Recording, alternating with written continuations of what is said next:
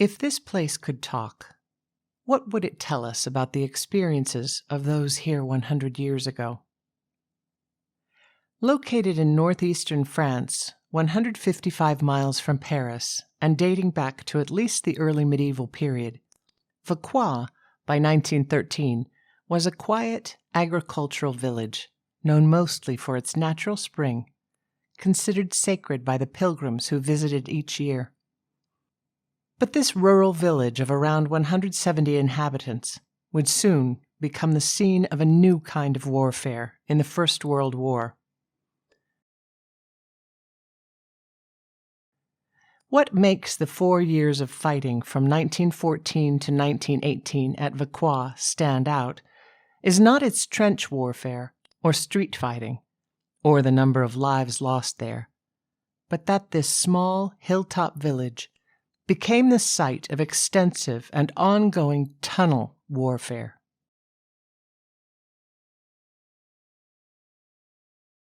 Today, there is no hilltop village of Vauquois. What remains are 2 hills instead of 1, with massive craters that 100 years later are still over 60 meters deep in places. The main street was obliterated by a series of enormous mine craters that now divides the hill in half. Here's how a French soldier described the impact of war on the village of Vauquois in late June 1916. The view towards the east was hidden by a slight decline. I was at one side of this and was told that was Vauquois. I looked. I was dazed.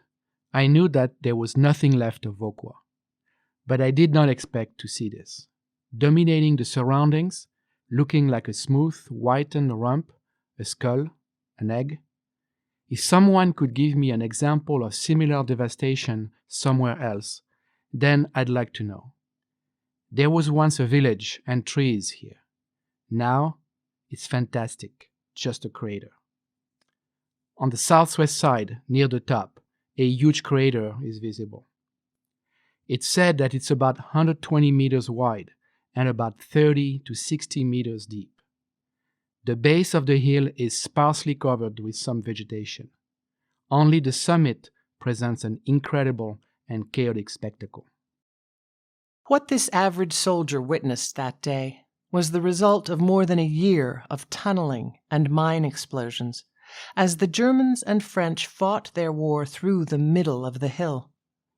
For 4 years, soldiers on both sides would eat, sleep, fight, and live in the tunnels, all the while creating an underground network of tunnels, living quarters, kitchens, chapels, power plants, and fighting tunnels, all with the goal of obliterating one another. Because of its geography, Vauquois was an important strategic location for both warring armies. One of the few high points in a valley region known as the Mousse Argonne, the hill of Vauquois was a key position to observe Verdun and control transportation routes in the area. As one French Army bulletin noted in February 1915, Vauquois is a great observation point. From it, the enemy can direct its long-range artillery fire on the villages, supply routes, and troop movements in the valley. And so the capture of Vauquois was of the highest importance for us, but it was also clear that it was going to take great effort.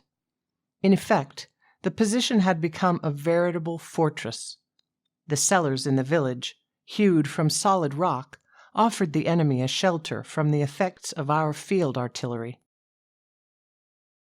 What made Vauquois strategically important for both armies at the beginning of the war marked the village for destruction, because neither army was willing to give up the hill, even as its strategic importance waned toward the end of the war. As an example of the war of attrition, Vauquois stands out among the many well-known places along the Western Front, because on this single hilltop, over 4 years, the fighting remained geographically static, but evolved on the hill and surrounding slopes from street fighting to trench warfare, to war fought entirely underground. Over the next 6 months, the French would try numerous times to gain control of the hill. During this time, the stone houses and church were reduced to ruins. German engineers made use of the cellars of homes to build bunkers, as well as machine gun and observation posts. Against these increasingly fortified positions, the French were forced to dig in on the southern flank of the hill. The French attacks on October 28th and 29th were carried out with little or no artillery support. Without such support, the French soldiers were cut down in a hail of gunfire and artillery. Georges Boucheron, a French soldier, described their attempt to take the hill during these attacks. Our men keep advancing, like on maneuver, but suddenly there is a huge noise, followed by whistling. There is an explosion, then others, and on the slopes, great black clouds. These are the heavy German shells that fall exactly on the position occupied by our men. Groups of men are struck and quickly wiped out. Some men want to escape, but one after another they are picked off by shells or by the machine guns, which in front and on the flank greet them. Everything quiets.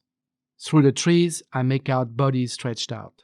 A few hundred litter the open field. They sleep their last sleep, still looking at the enemy. In December 1914, further French assaults also failed. The cost to both German and French soldiers was enormous. Within the first 6 months of fighting at Vauquois, some 8,000 French and over 6,000 Germans lost their lives. French soldier André Pizard described the hill as a museum of horrors.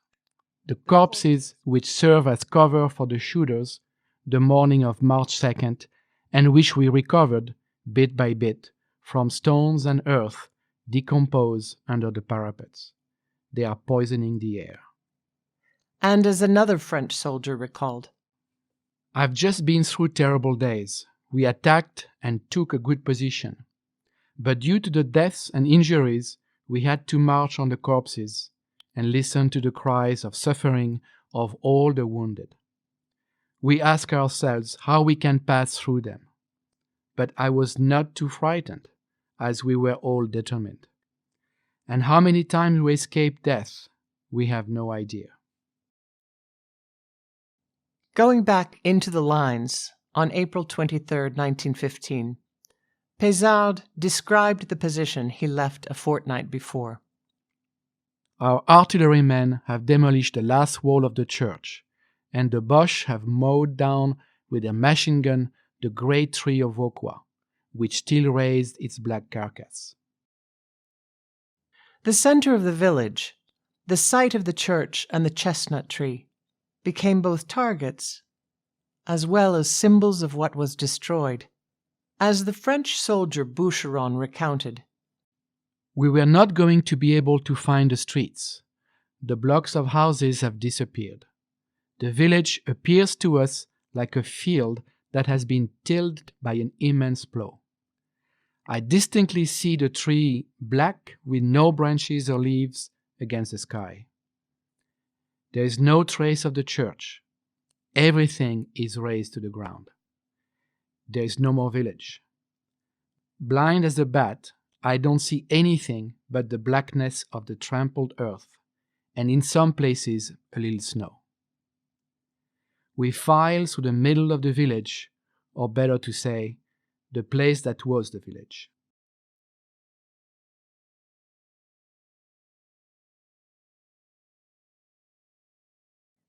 Sergeant Gaston Dupré added, How expensive it is, this corner of French land, and what price must be paid to retake it from the invaders. Those that have made this effort, the decimated, exhaust themselves. The fighting had turned into a bloody stalemate, and in response to the overwhelming artillery fire, both sides took shelter underground.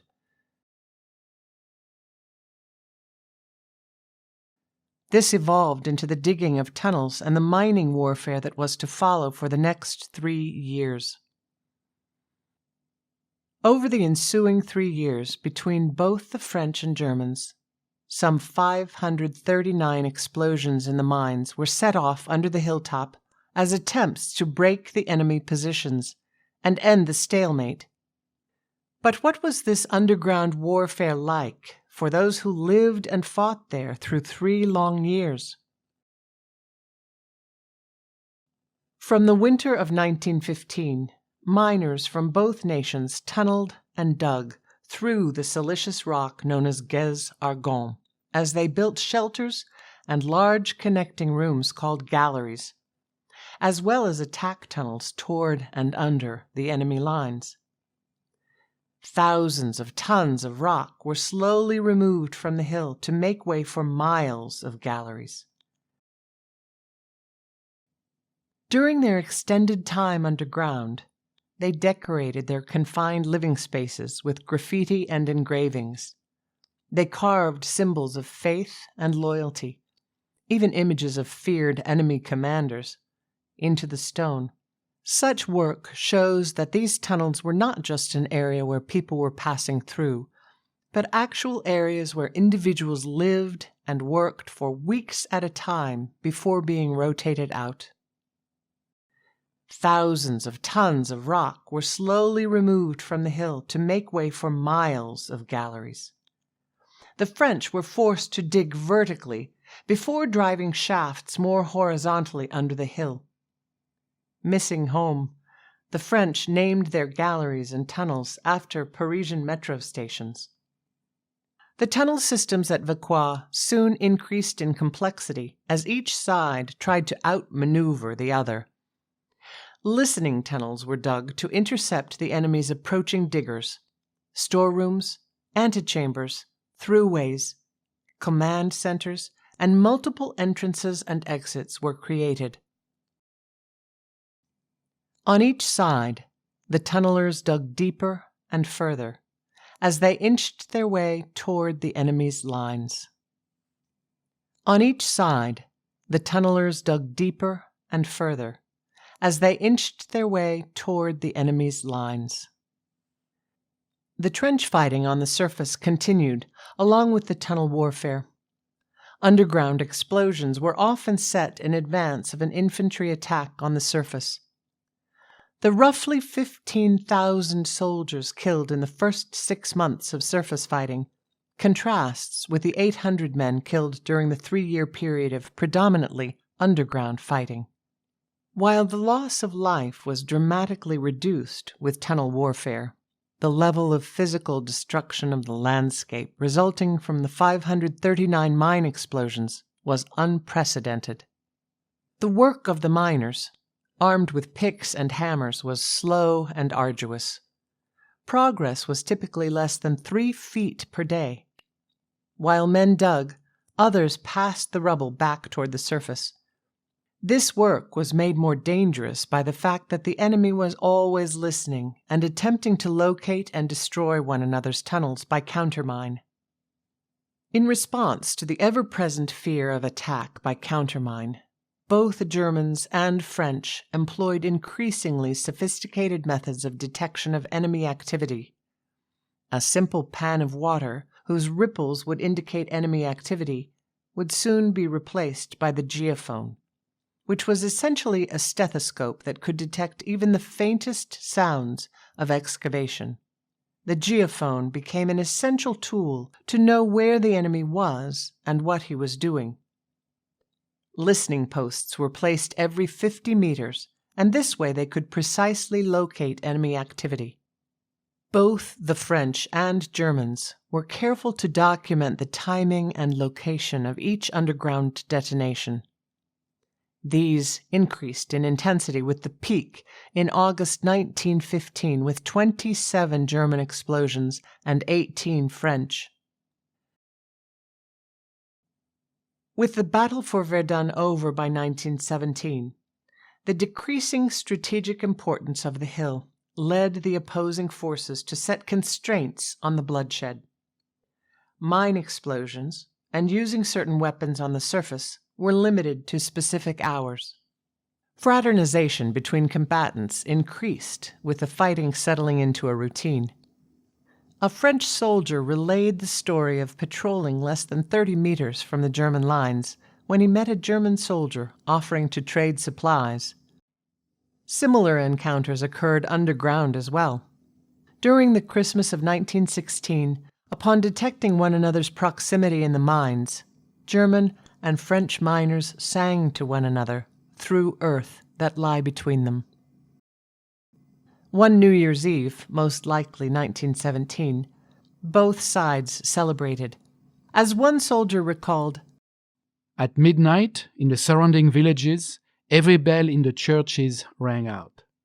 To the surprise of the men stationed in Vauquois at this ringing, the village bell joined in, despite being buried for quite some time.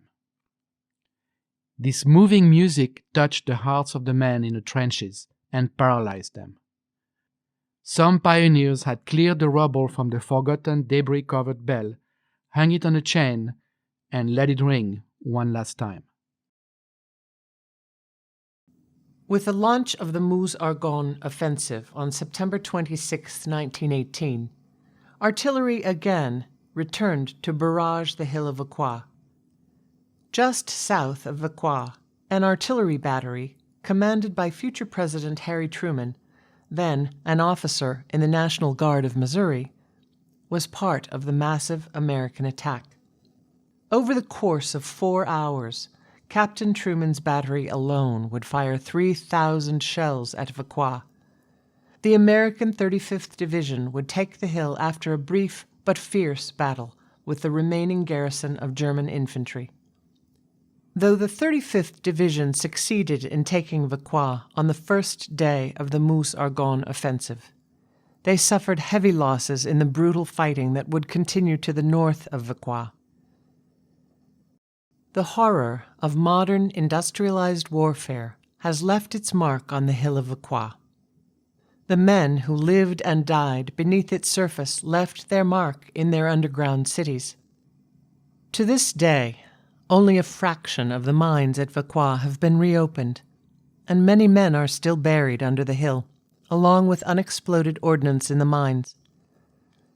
The enormous craters that 100 years on still shock in their depth and breadth leave a visible reminder of the massive scale of the fighting in the Great War.